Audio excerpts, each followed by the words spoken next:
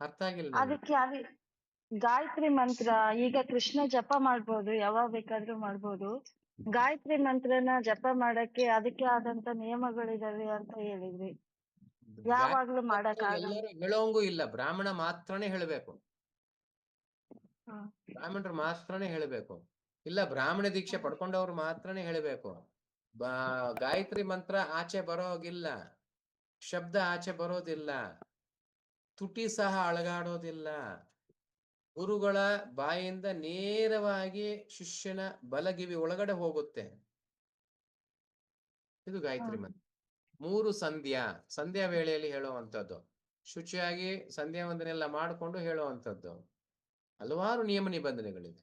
ಗಾಯತ್ರಿ ಮಂತ್ರ ಎಷ್ಟೋ ಅಯೋಗ್ಯರು ಏನೆಲ್ಲಾ ಮಾಡಿದ್ರು ನಮ್ಮ ಪ್ರಪಂಚದಲ್ಲಿ ಅಂದ್ರೆ, ಇವಾಗ ಕಾಲರ್ ಟೋನು ಲಿಂಗ್ ಟೋನು ಎಲ್ಲಾನು ಅದೇ ಇಟ್ಟಿದ್ದಾರೆ. ಕಾಲಿಂಗ್ ಬೆಲ್ ಬಂದ್ಬಿಟ್ಟು ಗಾಯತ್ರಿ ಮಂತ್ರ ಇಟ್ಟಿದ್ದಾರೆ. ಯಾಕೆ? ಕಾರ್ಗೆ ರಿವರ್ಸ್ ಗಿಯರ್ಗೆ ಗಾಯತ್ರಿ ಮಂತ್ರ ಇಟ್ಟಿದ್ದಾರೆ. ಇದು ನಮ್ಮ ಸಮಾಜ. ಎಷ್ಟು ಪಾಪಗಳು ಬರುತ್ತೆ, ಎಷ್ಟು ಪಾಪಗಳು ಬರುತ್ತೆ, ಸಾಮಾನ್ಯ ಅಲ್ಲ ಅದು. ಗಾಯತ್ರಿ ಮಂತ್ರ ನಾನು ಶಾಸ್ತ್ರಕ್ಕೆ ವಿರುದ್ಧವಾಗಿ ನಡ್ಕೊಂತಿದ್ದೀನಿ. ಹೆಂಗೆ ಹೆಂಗೆ ಹೆಂಗೆ ಒಬ್ಬನ್ನ ನಾನು ಕೊಲೆ ಮಾಡಿದಷ್ಟು, ಒಬ್ಬನ್ನ ನಾನು ಇದು ಮಾಡಿದಷ್ಟು, ಅಷ್ಟು ಪಾಪದ ಒಂದು ಫಲಿತಾಂಶ ಬರ್ತಾ ಇರುತ್ತೆ. ನಾನು ಗಾಯತ್ರಿ ಮಂತ್ರನ ಕಾಲಿಂಗ್ ಬೆಲ್ ಪ್ರತಿ ಸರಿ ಬೆಲ್ ಹೊಡೆಯುವಾಗ್ಲೂ ಅಷ್ಟು ಪಾಪ ಬರ್ತಾ ಇರುತ್ತೆ. ಈಗ ನಮಗ್ ಗೊತ್ತಿಲ್ದೇನೆ ನಾವು ತುಂಬಾ ಸಲ ಜಪ ಮಾಡಿರ್ತೀವಲ್ವಾ. ಗೊತ್ತಿಲ್ಲದೇನೆ ಬೆಂಕಿಯಲ್ಲಿ ಕೈ ಇಟ್ರೆ ಏನಾಗುತ್ತೆ? ಅಷ್ಟೇ, ಮುಗಿದೋಯ್ತು. ಅಜ್ಞಾನ ಅನ್ನೋದು ಎಕ್ಸ್ಕ್ಯೂಸ್ ಅಲ್ಲ ಮತ್ತೆ. ಅಜ್ಞಾನ ಅನ್ನೋದು ಖಂಡಿತ ಎಕ್ಸ್ಕ್ಯೂಸ್ ಅಲ್ಲ, ಅದು ಸೃಷ್ಟಿಯ ನಿಯಮ. ಅದೆಲ್ಲ ಭಕ್ತಿನೇ ಆಗುತ್ತಲ್ಲ ಗುರುಜಿ. ಮತ್ತಜಿ ನಾನು ಹೆಂಗ್ ಹೇಳೋದು ನಿಮಗೆ? ಈಗ ನಮ್ಗೆ ಏನಂತಂದ್ರೆ ಈ ಗಾಯತ್ರಿ ಒಳ್ಳೇದೇ ಆಗುತ್ತಲ್ಲ, ಒಳ್ಳೇದೇ ಆಗುತ್ತಲ್ಲ. ಒಂದ್ ಸೆಕೆಂಡ್ ಅರ್ಥೈಸ್ತೀನಿ, ಒಳ್ಳೇದೇ ಮಾಡ್ತೀನಿ. ಇವಾಗ ನಿಮ್ ಗಂಡ ನಿಮ್ಮನ್ನ ಪ್ರೀತಿಸ್ತಾ ಇದ್ದಾರೆ, ಚೆನ್ನಾಗಿ ನೋಡ್ಕೊಂತಾರೆ. ಇನ್ನೊಬ್ಬ ಗಂಡಸು ಬಂದು ನಾನ್ ನಿಮ್ಮನ್ನ ಪ್ರೀತಿಸ್ತೀನಿ ಅಂತಾನೆ, ಒಳ್ಳೆತನೆ ಮಾಡ್ತಿದ್ದಾನೆ, ಓಕೆ ಅಂತೀರಾ?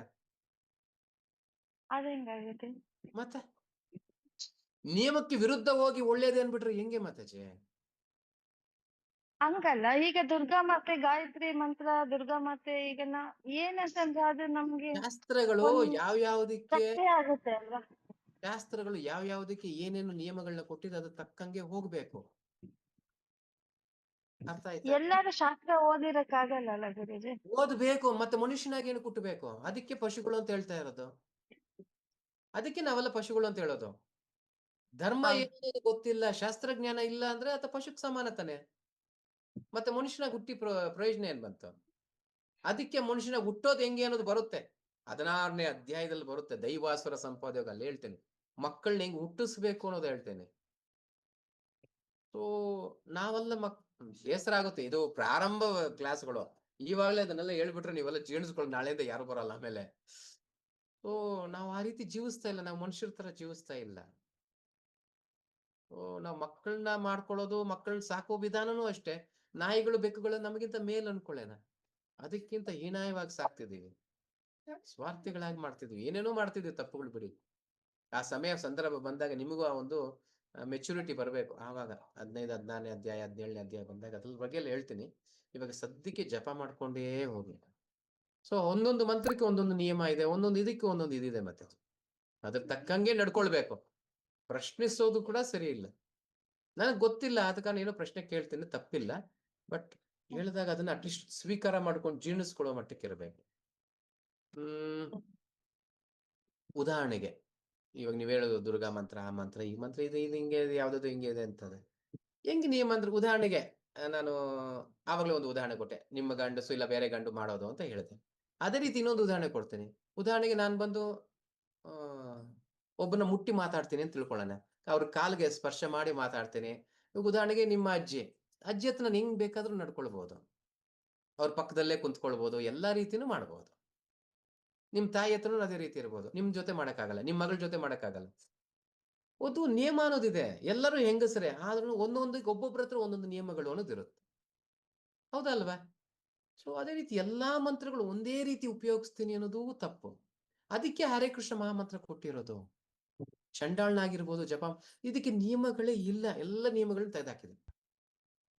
ಸೊ ಆ ರೀತಿಯಾಗಿ ಹರೇ ಕೃಷ್ಣ ಮಹಾಮಂತ್ರ ಅನ್ನೋದು ನೀವು ಜಪ ಮಾಡಿ. ಸೊ ಏನ್ ಹೇಳೋಣ, ವೆರಿ ಸಿಂಪಲ್. ನನ್ನ ಉದ್ದೇಶ ಏನು ಅಂತ ಹೇಳ್ತೀನಿ. ಭಗವದ್ಗೀತೆ ಕ್ಲಾಸ್ ಅಲ್ಲಿ ಏನು ನನ್ನ ಉದ್ದೇಶ ಅಂದ್ರೆ, ನಿಮ್ಮೆಲ್ಲರಿಗೂ ಕೃಷ್ಣನನ್ನ ಕೊಡಬೇಕು, ಹರೇ ಕೃಷ್ಣ ಮಹಾಮಂತ್ರ ಜಪ ಮಾಡಿಸ್ಬೇಕು. ಇದನ್ನ ಹೊರತುಪಡಿಸಿ ಬೇರೆ ಏನಾದ್ರು ಪ್ರಶ್ನೆಗಳು ಬರುತ್ತೆ, ಅದನ್ನ ಬರುತ್ತೆ, ನಾನು ಅದನ್ನ ಅಲ್ಲಲ್ಲಿಗೆ ನಿಲ್ಲಿಸ್ಬಿಡ್ತೀನಿ. ಯಾಕಂದ್ರೆ ಎಷ್ಟೋ ಕಾಲದಿಂದ ನೀವೇನೋ ಮಾಡ್ಕೊಂಡ್ ಬಂದಿದ್ರೆ ಅದನ್ನೆಲ್ಲ ನನಗೆ ಕೆಡ್ಸಕ್ ಬರೋದಿಲ್ಲ. ನಾನು ಯಾವತ್ತೂ ಒಬ್ಬರನ್ನ ಬದಲಾಯಿಸಕ್ ಬರ್ಲಿಲ್ಲ. ನಿಮ್ ಜೀವನ ಹೌದು ಹೆಂಗಿದೆ ಹಂಗೆ ಜೀವಿಸ್ಕೊಳ್ಳಿ, ಅದನ್ನ ಉದ್ಧಾರ ಮಾಡ್ಕೊಳ್ಳಿ. ಅದೇ ವರ್ಣಾಶ್ರಮ ನಿಯಮನು. ಗುರುಕುಲದಲ್ಲಿ ಅದನ್ನೇ ಹೇಳ್ಕೊಡೋದು. ಶೂದ್ರನಾದವನು ಉತ್ತಮ ಶೂದ್ರನಾಗ್ತಾನೆ, ಬ್ರಾಹ್ಮಣನಾದವನು ಉತ್ತಮ ಬ್ರಾಹ್ಮಣನಾಗ್ತಾನೆ. ಅಲ್ಲಿ ಬ್ರಾಹ್ಮಣ ಶೂದ್ರ ಮಾಡಲ್ಲ, ಶೂದ್ರನ ಬ್ರಾಹ್ಮಣ ಮಾಡಲ್ಲ. ನಿಮ್ಮ ನಿಮ್ಮ ಗುಣಗಳಿಗೆ ತಕ್ಕಂಗೆ ನೀವು ಶಿವಭಕ್ತರಾಗಿರಿ, ದೇವಿ ಆರಾಧಕರಾಗಿರಿ. ಸೊ ಕೃಷ್ಣ ಪ್ರಜ್ಞೆಗೆ ಬಂದಾಗ ನಿಮ್ಮ ಪವಿತ್ರತೆ ಹೆಚ್ಚುತ್ತೆ. ನೀವು ಮಾಡ್ತಾ ಇರೋ ಕಾರ್ಯ ಅದರಲ್ಲಿ ಶ್ರದ್ಧೆ ಬೆಳೀತದೆ. ಇಷ್ಟು ದಿವಸ ನಿಮಗೆ ದೇವಿ ಆರಾಧಕರು ಶಿವ ಆರಾಧಕರು ಇದ್ರೆ ಏನ್ ಶ್ರದ್ಧೆ ಇರ್ಲಿಲ್ಲ.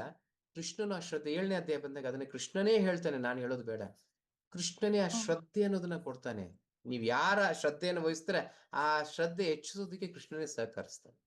ಸೊ ಕೃಷ್ಣ ಭಕ್ತಿ ನಮಗೆ ಎಲ್ಲದರಲ್ಲೂ ಸಹಕರಿಸುತ್ತೆ. ಸೊ ಎಲ್ಲವನ್ನ ಬಿಟ್ಟು ಕೃಷ್ಣ ಹತ್ರ ಬಾ ಅಂತ ಕೃಷ್ಣನೂ ಕರೆಯೋದಿಲ್ಲ. ಅಷ್ಟು ಬರೋ ಅಷ್ಟು ಯೋಗ್ಯತೆನೂ ನಮಗಿರೋದಿಲ್ಲ. ಆ ಪವಿತ್ರತೆ ಅನ್ನೋದು ಇರೋದಿಲ್ಲ. ಸಮಯ ತಗೊಳ್ಳುತ್ತೆ. ಇವಾಗ ಸದ್ಯಕ್ಕೆ ಕೃಷ್ಣನ ಸ್ವೀಕಾರ ಮಾಡ್ಕೊಳ್ಳೋಣ, ಹರೇ ಕೃಷ್ಣ ಮಹಾಮಂತ್ರ ಹೇಳೋಣ. ನನ್ನ ಜೀವನದಲ್ಲಿ ಏನೆಲ್ಲ ಮಾಡ್ಕೊಂಡ್ ಬರ್ತಾ ಇದ್ದೀನಿ ಅದನ್ನೆಲ್ಲ ಹಂಗೇ ಕಂಟಿನ್ಯೂ ಮಾಡ್ಕೊಂಡು ಹೋಗುವಂಥದ್ದು. ನಾನು ಲಲಿತ್ ಹೇಳ್ತೀನಿ, ಹೇಳ್ಬೋದು ಈಗ ಮಹಾಭಾರತದಲ್ಲಿ ಕರ್ಣಗೆ ಶೂದ್ರ ಅಂತಾನು ಏನು ಯುದ್ಧ ಮಾಡಕ್ಕೆ ಬಿಡಲ್ಲ ಅಲ್ವಾ? ಓದಿದ್ದೀರಾ? ವ್ಯಾಸರು ನೋಡ್ತಾ ಬರೆದಿರೋ ಮಹಾಭಾರತ ಓದಿದ್ದೀರಾ? ಇದೆ. ಓದಿ ಮಾತಾಜಿ, ಓದಿ. ಯಾರ್ಯಾರೋ ಅಯೋಗ್ಯರು ಹೇಳೋ ಮಾತುಗಳನ್ನ ಕೇಳಬೇಡಿ. ನಮ್ಮ ಗ್ರಂಥಗಳನ್ನ ಅಧರ್ಮಿಗಳು ಬರಿತಾ ಇದ್ದಾರೆ. ಅದಕ್ಕೊಂದು ದೊಡ್ಡ ಟೀಮ್ ಇದೆ. ಋಗ್ವೇದಗಳನ್ನ ಭಗವದ್ಗೀತೆಗಳನ್ನ ಬರೆದು ಆ ಭಗವದ್ಗೀತೆಗಳಲ್ಲಿ ಯೇಸುವಿನ ಒಂದು ಉದಾಹರಣೆಗಳನ್ನ ಕೊಡ್ತಾ ಇದ್ದಾರೆ, ಅಲ್ಲಾಹನ ಉದಾಹರಣೆಗಳನ್ನ ಕೊಡ್ತಾರೆ.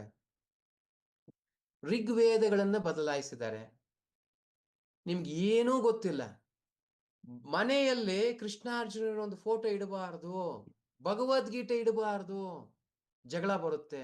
ಯಾವಾಗಿಂದ ಕೇಳಿಸ್ಕೊಂಡು, ನಾನು ಚಿಕ್ಕ ಹುಡುಗನಾಗಿದ್ದಾಗ ಇದೆಲ್ಲ ಕೇಳಿಸ್ಕೊಂತ ಇದ್ದೆ. ಅವಾಗೆಲ್ಲ ಗೊತ್ತಿಲ್ಲ. ಇವತ್ತು ಜ್ಞಾನಕ್ಕೆ ಬಂದ ಮೇಲೆ ಗೊತ್ತಾಗ್ತಾ ಇದೆ ಪ್ರಪಂಚ ಹೆಂಗ್ ನಡೀತಾ ಇದೆ, ಏನಾಗ್ತಾ ಇದೆ. ಅಧರ್ಮಿಗಳು ಅಯೋಗ್ಯಗಳು ಏನೆಲ್ಲ ಮಾಡ್ತಿದ್ದಾರೆ, ನಮ್ಮ ವೇದಗಳನ್ನೆಲ್ಲ ಎಷ್ಟು ಮುಚ್ಚಿದ್ದಾರೆ. ಅದಕ್ಕೆ ಪರಂಪರೆ, ಇವತ್ತಿನ ಕ್ಲಾಸ್ ಅದೇ, ಪರಂಪರೆಯಿಂದನೇ ಭಗವದ್ಗೀತೆ ಓದಬೇಕು. ಸಿಕ್ಕಿರೋ ಭಗವದ್ಗೀತೆ ಓದಿದ್ರೆ ಜ್ಞಾನ ಅಲ್ಲ, ಅಜ್ಞಾನ ಅಲ್ಲ, ಅಯೋಗ್ಯರಾಗಿ ಹೋಗ್ತೀವಿ, ಮನುಷ್ಯರಾಗಿನೂ ಉಳಿಯೋದಿಲ್ಲ. ಸೊ ಅದಕ್ಕೋಸ್ಕರನೇ ಅದನ್ನ ಮಾಡ್ತಿದ್ದಾರೆ. ಅಂದ್ರೆ ನಮ್ಗೆ ಯಾರು ಒಳ್ಳೆ ಮಾರ್ಗದರ್ಶನ ಇಲ್ಲ, ನಾವು ಹಂಗೆ ಹೋಗ್ತಿದ್ದೇವೆ. ಸೊ ಮಾರ್ಗದರ್ಶನ ಬಂದಾಗ ಅಟ್ಲೀಸ್ಟ್ ಅದನ್ನ ಸ್ವೀಕಾರ ಮಾಡ್ಕೊಂಡು ಅದನ್ನ ತಗೊಳ್ಳೋ ಮಟ್ಟಕ್ಕೆ ಅದನ್ನು ಇರ್ಬೇಕು. ಸೊ ಮೋಸ ಹೋಗ್ಬೇಡಿ ಮಾತಾಜಿ, ವೆರಿ ಸಿಂಪಲ್. ಸೊ ಎಲ್ಲೋ ಪ್ರಪಂಚ ಓಡ್ತಾ ಇದೆ ಅಂದ್ರೆ ಆ ರೀತಿ ಓಡ್ಬೇಡಿ. ಕುರಿಗಳ ತರ ಇರಬಾರ್ದು ನಮ್ ಜೀವನ. 4 ಜನ ಹೋಗ್ತಿದ್ರೆ ನಾನು ಹಂಗೆ ಹೋಗ್ತೀನಿ, ಖಂಡಿತ ತಪ್ಪು. ಕುಡ್ರ ಜೊತೆ ಹೋದಾಗ ಅವ್ರು ಹಳ್ಳದಲ್ಲಿ ಬಿದ್ದಾಗ ನಾನು ಹಳ್ಳದಲ್ಲೇ ಬೀಳ್ತೀನಿ. ನನ್ ಕಣ್ಣುಗಳಿದೆ ಅಂದ್ರೆ ಆ ಕಣ್ಣುಗಳನ್ನ ಉಪಯೋಗಿಸಿ. ಬುದ್ಧಿ ಇದೆ, ಬುದ್ಧಿನ ಉಪಯೋಗಿಸಿ. 1000 ಬಾರಿ ಹೇಳ್ಬಿಟ್ಟೆ, ನನ್ನನ್ನು ನಂಬೇಡಿ ಅಂತಾನು ಹೇಳಿದ್ದೀನಿ. ನಿಮಗೂ ಬುದ್ಧಿಶಕ್ತಿ ಭಗವಂತ ಕೊಟ್ಟಿದ್ದಾನೆ, ಒಂಚೂರು ವಿಚೇಷಣ ಶಕ್ತಿ ಉಪಯೋಗಿಸಿ, ಸರಿನಾ ತಪ್ಪು ಆಲೋಚಿಸಿ, ಆ ನಂತರ ನಿರ್ಧಾರಗಳನ್ನ ತಗೊಳ್ಳಿ. ಕರೆಕ್ಟ್. ಹರೇ ಕೃಷ್ಣ ಮಹಾಮಂತ್ರ ಹೇಳೋದ್ರಿಂದ ನಿಮ್ಗೆ ಏನಾದ್ರೂ ಕಳೆದೋಗ್ತಾ ಇದೆಯಾ, ಏನಾದ್ರೂ ನಷ್ಟ ಆಗ್ತಿದ್ಯಾ? ಇಲ್ಲ. ಸರಿ, ಆ ಮಂತ್ರ ಸರಿ ಇಲ್ಲ, ತಪ್ಪು ಸರಿ ಏನಾದ್ರೂ ಅದು ಭಗವಂತನ ನಾಮನ ಹೇಳ್ಕೊಂಡು ಹೋಗೋಣ ಅಷ್ಟೇ. ಮೋಸ ಹೋಗೋದೇನಿಲ್ಲ ನನ್ನಿಂದ ನಿಮ್ಗೆ. ಕರೆಕ್ಟ್. ನೈವೇದ್ಯ ಮಾಡೋದ್ರೆ ನಾನ್ ನಿಮ್ ಮನೆಗೆ ಬಂದು ತಿಂತೀನಿ ಅಂತೇನಿಲ್ಲ. ಹಾಲು ಹಣ್ಣು ಎತ್ಕೊಂಡ್ಬಂದು ನನಗ್ ಕೊಡಿ ಅಂತ ಹೇಳ್ತಿಲ್ಲ, ಅದು ನಿಮಗೆ ಬರುತ್ತೆ. ಆದ್ರೆ ಭಗವಂತನಿಗೆ ಅರ್ಪಣೆ ಮಾಡಿ ಅಂತಿದ್ದೀನಿ. ನಿಮ್ಮನ್ನು ಕೃಷ್ಣ ಒಂದಾಗಿ ಮಾಡಕ್ ಪ್ರಯತ್ನ ಮಾಡ್ತೀನಿ, ಮಧ್ಯದಲ್ಲಿ ನಾನೆಲ್ಲೂ ಬರ್ತಿಲ್ಲ. ಕ್ಲಿಯರ್? ಎಸ್. ಸೊ ಮೋಸ ಎಲ್ಲಿ ಹೋಗ್ತೀನಿ ಅನ್ನೋದು ಆಲೋಚಿಸಿ ಮಾಡಿ. ಎಲ್ಲಿ ನಾನು ಮೋಸ ಹೋಗ್ತೀನಿ, ನನ್ನನ್ನು ಯಾರಾದ್ರೂ ಬದಲಾವಣೆ ಮಾಡ್ತಿದ್ದಾರೆ ಅಂದ್ರೆ ಖಂಡಿತ ನನ್ನ ಮೋಸ ಮಾಡ್ತಾವ್ರೆ. ನನಗೆ ನನ್ನ ಸ್ವಾತಂತ್ರ್ಯವನ್ನ ಅವ್ರು ಕಿತ್ಕೊಂತಿದ್ದಾರೆ. ಕ್ಲಿಯರ್? ಬುದ್ಧಿಶಕ್ತಿ ನಿಮ್ಗೊಬ್ರಿಗೆ ಹೇಳ್ತಾ ಇಲ್ಲ, ಇಲ್ಲಿರೋರಿಗೆ ಎಲ್ಲರಿಗೂ ಹೇಳ್ತೀನಿ. ಪ್ರತಿಯೊಬ್ರು ನಿಮ್ಮ ಬುದ್ಧಿಶಕ್ತಿನ ಉಪಯೋಗಿಸಿ ನಿರ್ಧಾರಗಳನ್ನ ತಗೊಳ್ಳಿ. ನಿಮಗೆ ಬುದ್ಧಿ ಇಲ್ವಾ, ಯಾರು ನಿಮ್ಮನ್ನ ನಂಬಿಕಸ್ತರು ಅವ್ರನ್ನ ಕೇಳಿ ತಿಳ್ಕೊಂಡು ಆ ನಂತರ ನಿರ್ಧಾರಗಳನ್ನ ತಗೊಳ್ಳಿ. ಓಕೆ.